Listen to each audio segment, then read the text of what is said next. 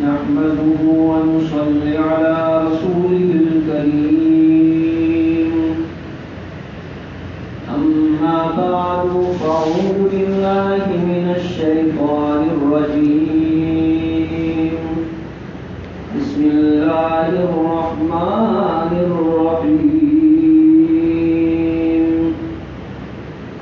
والفجر وليال عشر والشفع والوتر والليل إذا يسر وقال رسول الله صلى الله عليه وسلم ما من أيام أحب إلى الله العمل الصالح فيه إلا من عشر ذي الحجة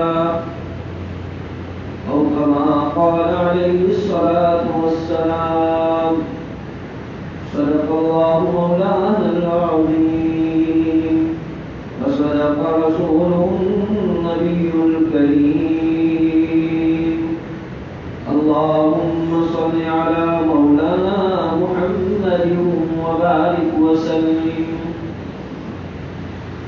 قابل احترام بزرگوں اور بھائیوں، اللہ پاک نے کائنات میں دن، راتیں، مہینے، ہفتے بنائے اور بعض دینوں کو بعض پر فضیلت دی ہے. اللہ نے جیسے جمعہ کے دن کو اور دنوں پر فضیلت دی ہے، رمضان کے مہینے کو اور مہینے پر فضیلت دی ہے، اسی طرح سے اللہ تعالیٰ نے یہ ذی الحجہ کا جو مہینہ آئندہ اسلامی کیلنڈر کے اعتبار سے آ رہا ہے، ابھی 2-3 دن کے بعد انشاءاللہ ذی الحجہ کا مہینہ شروع ہوگا، تو اس کے 10 دن بھی بڑی فضیلت والے ہیں.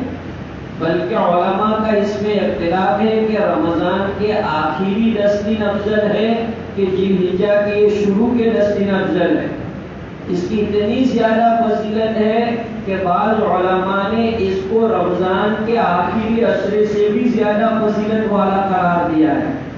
بلکہ میں نے جو حدیث آپ کے سامنے پڑھی ہے، اس میں تو صراحت کے ساتھ اللہ کے رسول صلی اللہ علیہ وسلم نے فرمایا کہ اللہ تعالیٰ کے نزدیک سال کے دنوں میں سب سے زیادہ افضل دن یہ ذی الحجہ کے 10 دن ہیں.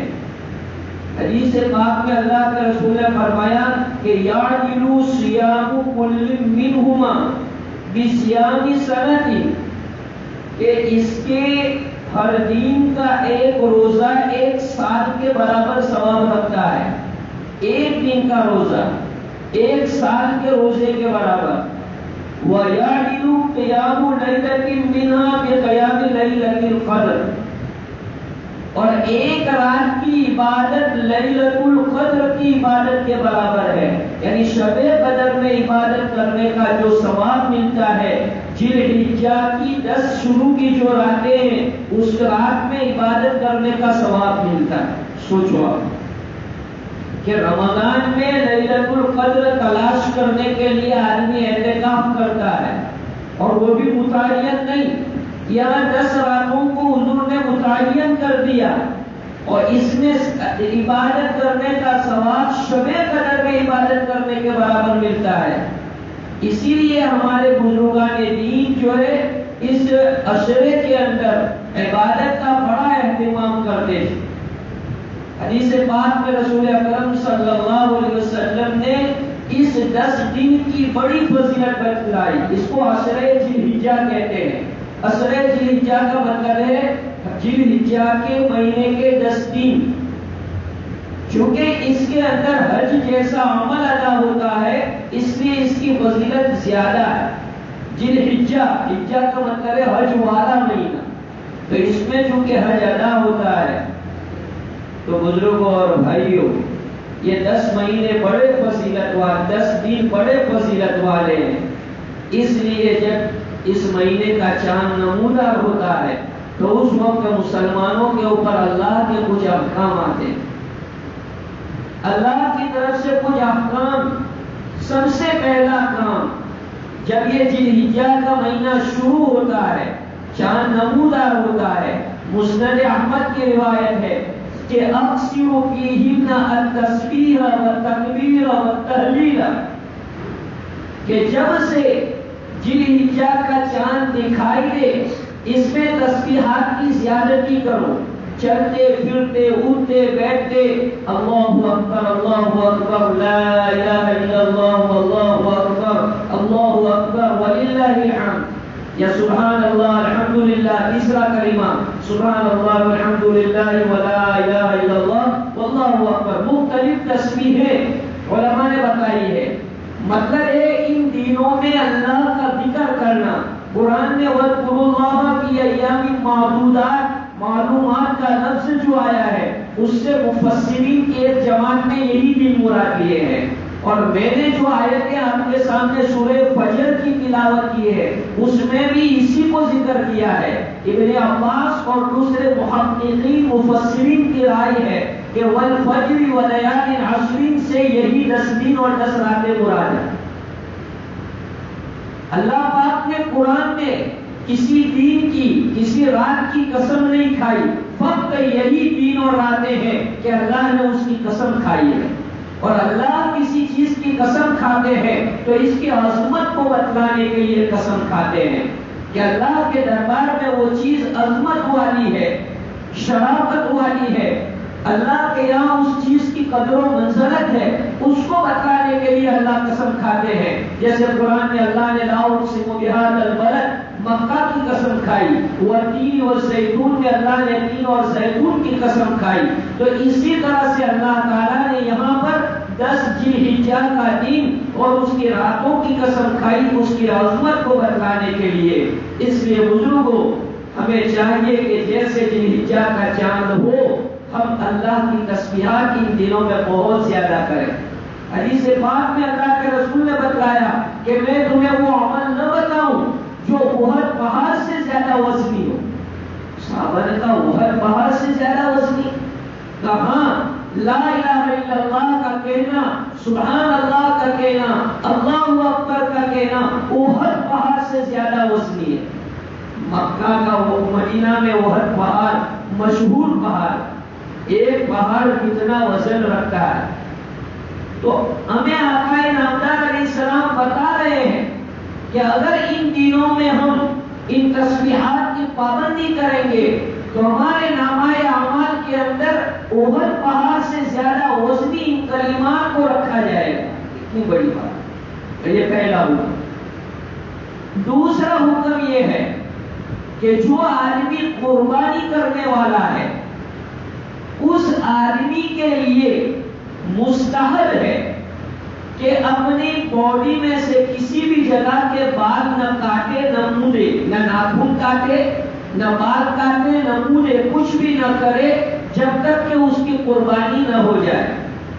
اچھے سے مسئلہ سمجھنا کہ جب چاند دکھائی دیتا ہے، چاند دکھائی دینے کے بعد سے لے کر جب تک کہ اس آدمی کی قربانی نہیں ہو جاتی تب تک کے لیے باڈی میں سے کسی بھی جگہ کے بال نہ کاٹے نہ مونڈے، ایسے ناخن بھی نہ کاٹے نہ مونڈے۔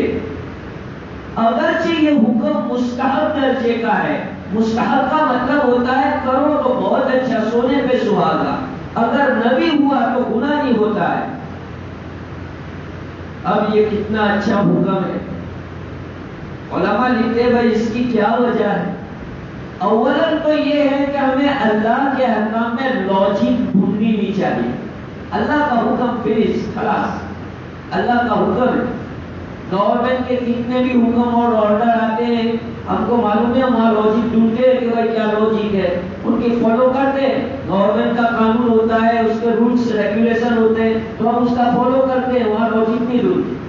ایمان والے کا تقاضا ہے کہ شریعت کے قانون میں لاجک ڈھونڈنی نہیں چاہیے، اللہ کا حکم ہے۔ لیکن پھر بھی علماء بیان کرتے ہیں کہ یہ حکم اس لیے ہے کہ اللہ پاک حاجیوں کی نقل کرانا چاہتے ہیں کہ حاجیوں سے مشابہت اختیار کرو، اس لیے کہ ہر بندہ تو جو ہے مکہ پہنچ نہیں سکتا، ہر بندہ تو عرفہ کے میدان میں پہنچ نہیں سکتا، تو اس لیے اللہ نے کہا کہ تم حاجیوں سے مشابہت اختیار کرو۔ حاجی ان دنوں میں تسبیحات پڑھتے ہیں، تکبیرات پڑھتے ہیں، تم بھی تسبیحات تکبیرات کرو۔ حاجی ان دنوں کے اندر بال ناخن نہیں کاٹتا، تم بھی اس سے پرہیز کرو، اس سے تمہاری نقل اور مشابہت ہو جائے گی، ہم تمہیں جو ہے حاجیوں جیسا ثواب دے دیں گے، حاجیوں کی طرح سے تمہیں فضیلت سے نواز دیں گے۔ یہ اللہ کے دربار میں جو ہے، کیونکہ حدیث میں اللہ کے رسول نے فرمایا من تشبہ بقوم فہو منہ، جو کسی قوم کے ساتھ مشابہت اختیار کرتا ہے، اس کی نقالی کرتا ہے، تو اللہ پاک اس کو اس کے ساتھ رکھتا ہے۔ کہتے ہیں کہ موسیٰ علیہ السلام کے مقابلے میں آنے والے جادوگروں کو اللہ نے ہدایت اس لیے دی تھی کہ وہ موسیٰ علیہ السلام کی نقالی کر کے آئے تھے، موسیٰ علیہ السلام جیسا لباس انہوں نے پہنا تھا، تو اس لیے ہمیں بھی ان دنوں میں حاجیوں سے مشابہت اختیار کرنی چاہیے۔ حضرت مولانا حسین احمد مدنی نور اللہ مرقدہ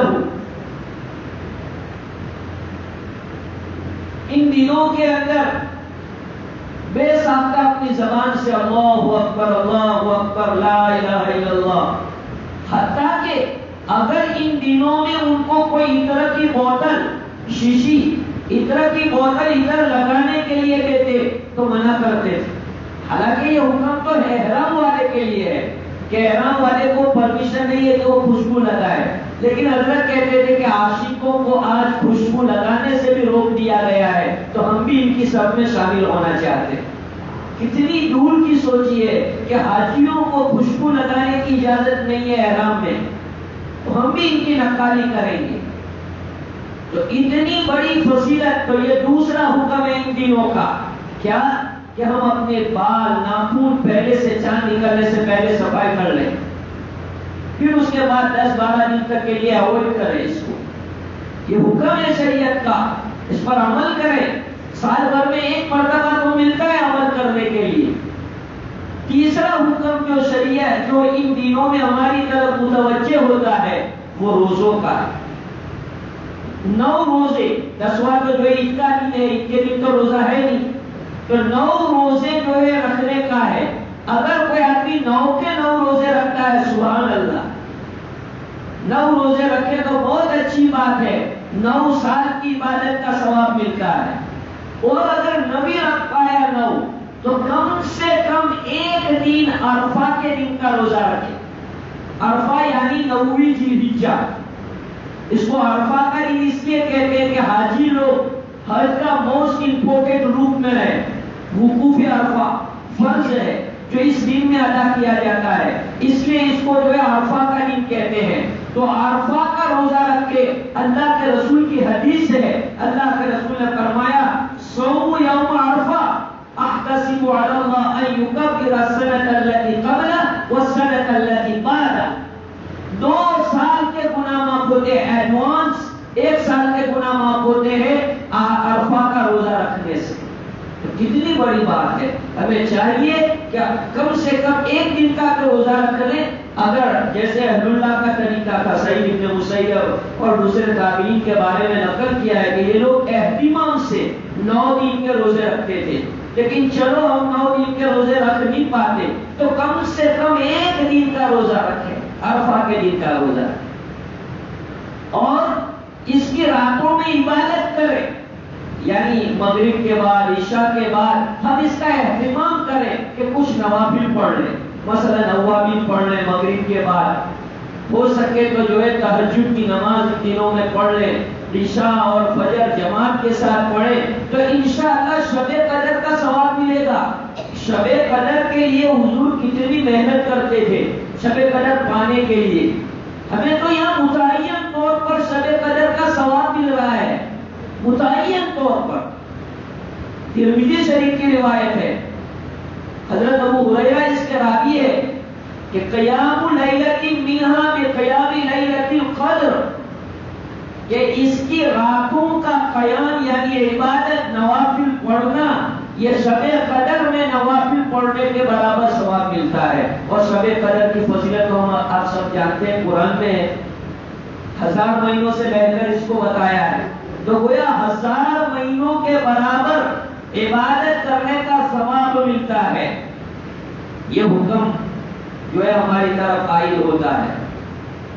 پانچواں حکم یہ ہے کہ جو آدمی صاحب استطاعت ہو، صاحب نصاب ہو ان دنوں میں، اس کو قربانی کرنی چاہیے۔ 52.5 تولہ چاندی اگر کسی آدمی کی ملکیت میں ہے، یعنی اس کا اونر ہے وہ، تو اس کے اوپر قربانی آتی ہے۔ عید کے دنوں میں جو 10، 11، 12 3 دن ہے، ان دنوں میں آدمی کے پاس سمجھو کہ 45 سے 50 ہزار روپے کسی کے پاس ہے کیش، تو ایسی شکل کے اندر اس آدمی پر قربانی آ جاتی ہے۔ تو ہمیں جو قربانی ادا کرنی چاہیے۔ اتنی بڑی اہم عبادت، اللہ کے رسول نے فرمایا سنت ابیکم ابراہیم، تمہارے ابا، تمہارے جد امجد، تمہارے دادا حضرت ابراہیم کی یہ سنت ہے۔ یہ اس لیے کہا کہ آدمی کو اپنے باپ داداؤں کے طریقے سے محبت ہوتی ہے۔ کسی آدمی کو کہے کہ یار تمہارے دادا جو ہے نا بڑے شوقین تھے، علماء کی بہت قدر کرتے تھے، تبلیغ جماعت کی بہت قدر کرتے تھے، تو آدمی کو شوق ہوتا ہے کہ اچھا میرے دادا ایسا کرتے تھے، تو پوتا ایسا کرنے کی کوشش کرتا ہے۔ اس لیے حضور علیہ السلام نے دادا کی مثال دی کہ سنت ابیکم ابراہیم، یہ تمہارے ابا، تمہارے جد امجد ابراہیم کی سنت ہے، شوق سے کرو اس کو۔ یہ حکم عائد ہوتا ہے۔ دوسرا حکم جو عائد ہوتا ہے وہ تکبیرات تشریق کا ہے۔ تکبیرات تشریق یعنی اللہ اکبر، اللہ اکبر، لا الہ الا اللہ، اللہ اکبر، اللہ اکبر وللہ الحمد۔ عرفات کی 9ویں تاریخ کی فجر کے بعد سے، 9 ذی الحجہ فجر کے بعد سے فوراً مرد حضرات مسجد میں بلند آواز کے ساتھ زور سے اللہ اکبر، اللہ اکبر، لا الہ الا اللہ، اللہ اکبر، اللہ اکبر وللہ الحمد، حتیٰ کہ امام بھول بھی جائے تو بھی مقتدی پڑھے۔ واجب ہے یہ تکبیر، اسے پڑھنا ہے۔ مستورات ماں بہنوں کے لیے بھی ہے، لیکن انہیں زور سے نہیں پڑھنا ہے، وہ آہستہ پڑھیں گی کیونکہ ان کی آواز ستر ہے، لیکن مردوں کے لیے بلند آواز سے۔ ہماری کم نصیبی ہے کہ جو حکم شریعت ہمیں زور سے کرنے کے لیے کہتی ہے اس میں تو ہم آہستہ کرتے ہیں، اور جو حکم شریعت کہتے ہیں کہ آہستہ کرو اس کو ہم زور سے کرتے ہیں، یعنی ہماری گنگا الٹی چلتی ہے، ہم شریعت کے خلاف اپوزٹ میں جاتے ہیں۔ حالانکہ شریعت نے کہا ہے، تو ان دنوں میں ہم مفتی صاحب لکھتے ہیں، مفتی اعظم حضرت مفتی شفیع صاحب، کہ ایسی تکبیر پڑھنی چاہیے کہ مسجد گونجے، مسجد گونجنے لگے، ایسی تکبیر پڑھے ان دنوں کے اندر۔ تو ایک حکم یہ ہے کہ تکبیرات کے تشریق کو ہم دوہرائیں۔ اللہ اکبر یہ حضرت ابراہیم کی یادگار ہے، اسماعیل علیہ السلام کی یادگار ہے، جبرائیل امین علیہ السلام کی یادگار ہے تکبیر تشریق۔ اللہ اکبر، اللہ اکبر، لا الہ الا اللہ، اللہ اکبر، اللہ اکبر وللہ الحمد۔ یہ کچھ احکامات ہیں، ان احکامات کا اس عشرہ ذی الحجہ میں آدمی کو شوق اور ذوق کے ساتھ ادا کرنا چاہیے۔ یہ اسلامی شعائر ہے، اور قرآن میں وَمَن يُعَظِّمْ شَعَائِرَ اللَّهِ فَإِنَّهَا مِن تَقْوَى الْقُلُوبِ، جو اللہ کے شعائر کی عظمت کرتا ہے گویا اس کے دل میں اللہ کا خوف، اللہ کی محبت ہے۔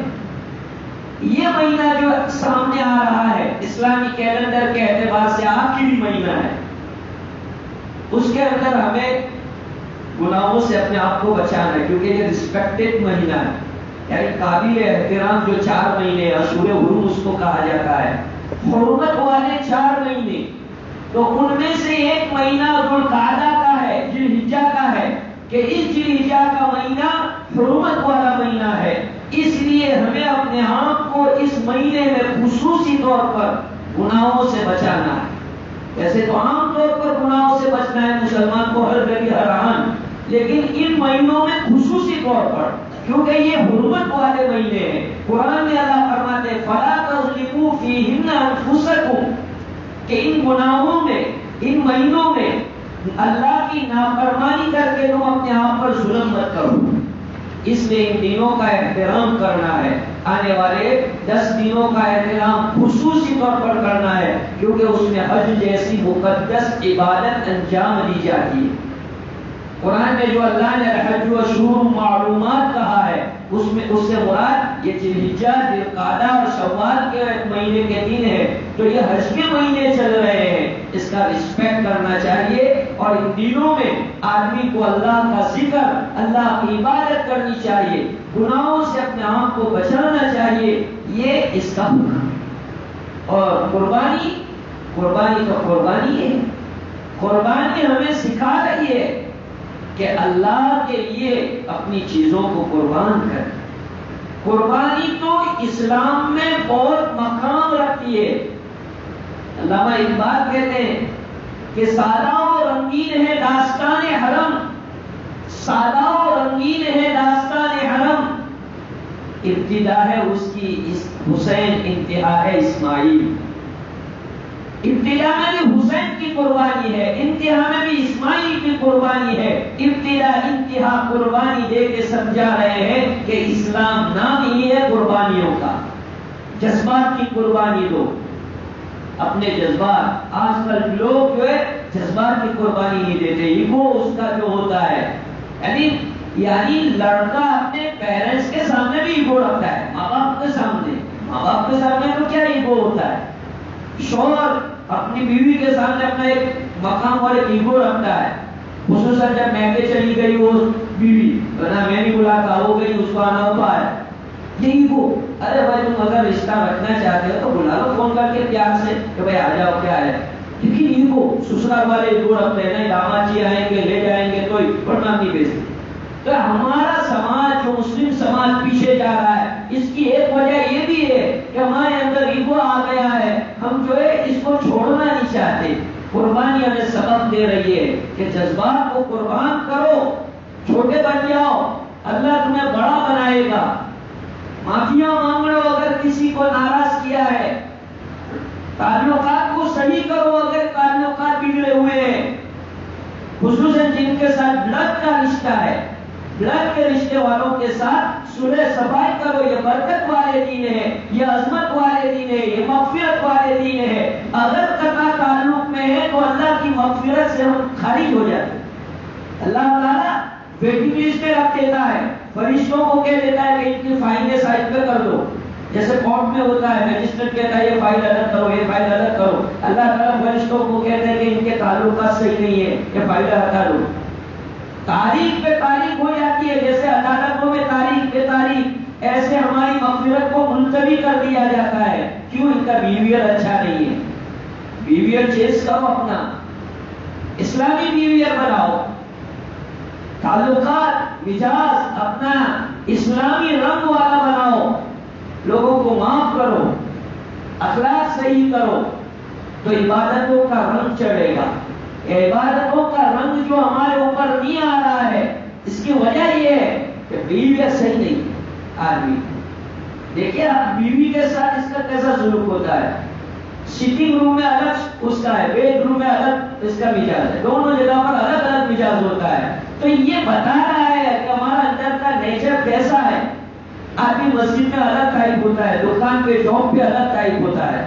یہ بتا رہا ہے کہ تم اپنا بیہیویئر چینج کرو، ہر جگہ پر ایک مزاج کے ساتھ رہو، اعتدال کے ساتھ رہو۔ یہ ہمارا اسلام چاہتا ہے۔ اسلام تو اعتدال والا مذہب ہے اور اعتدال کی ہی تعلیم دیتا ہے، یعنی آدمی میڈلسٹ بن کے جو ہے زندگی گزارے۔